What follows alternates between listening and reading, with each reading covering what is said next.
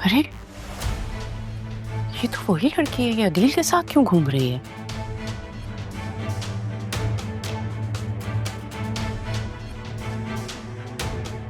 ये कहाँ तफरीह करती फिर रही है अदील के साथ?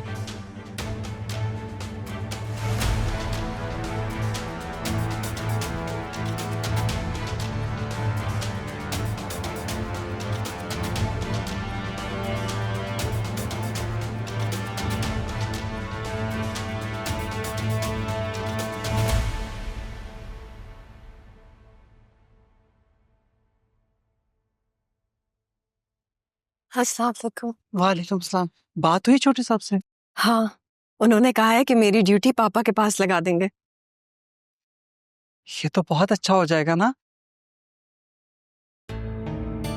ये तुम मेरे शौहर के साथ कहाँ गई थी? वो बेगम साहबा, इसकी तबीयत ठीक नहीं थी ना, तो इसलिए अदील साहब से कहा था कि इसे डॉक्टर पे ले जाएं। बड़े साहब भी घर पे है ना। अच्छा, अब ये घर की मुलाजमा मेरे हस्बैंड को अपना ड्राइवर बनाएगी? तौबा करें बेगम साहबा, कैसी बातें कर रही हैं? वो तो बड़े साहब ने ही भेजा था और उन्होंने तो ताकीद की है कि मैं अपनी बहन का ख्याल रखूं, इसे किसी किस्म की कोई परेशानी ना हो।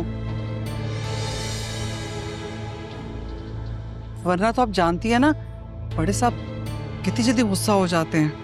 पापा से तो मैं बात कर लूंगी, मुझे समझ में नहीं आती उनकी ये हमदर्दी का भूत कब उतरेगा।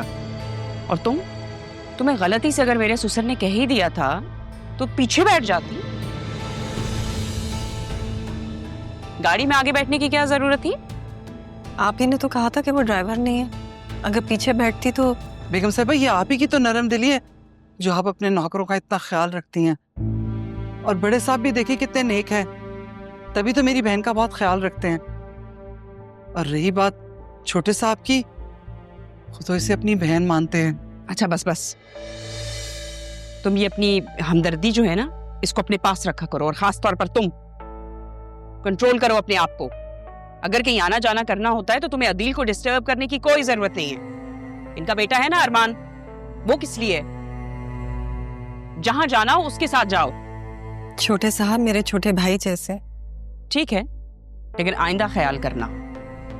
खूबसूरत हो, पढ़ी लिखी भी लगती हो, समझदार भी हो। तुम समझ रही हो ना मैं क्या कह रही हूँ?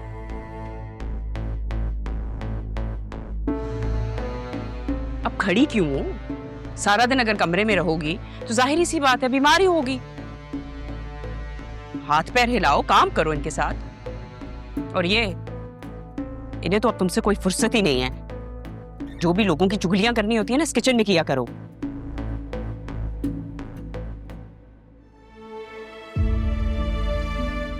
आप अपना दिल बुरा मत कीजिएगा, इसमें इनका कोई कसूर नहीं है।